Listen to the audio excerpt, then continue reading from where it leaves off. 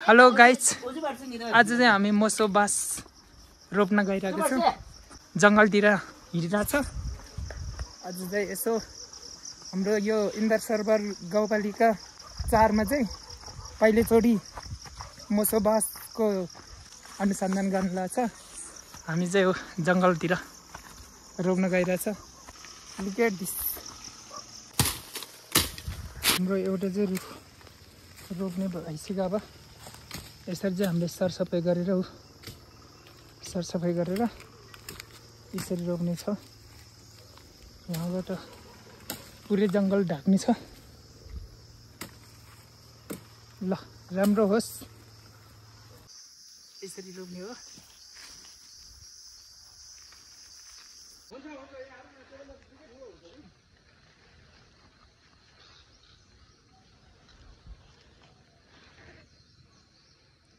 यो चाहिँ 1 वर्ष भएको छ।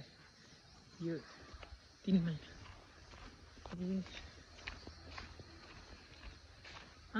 यहाँ त डेन्जर राम्रो भएछ। हजुर, हामी त्यहाँ र यहाँ सँगै रोपेको हो। अब त्यहाँ त्यति राम्रो भएन, मलदल पुगेन हैन। हजुर, यहाँ चाहिँ मैलो भयो। यो लगभग 1 महिनाको बाँस हो यो। ल, 1 महिनाको 1 महिनाको बाँस।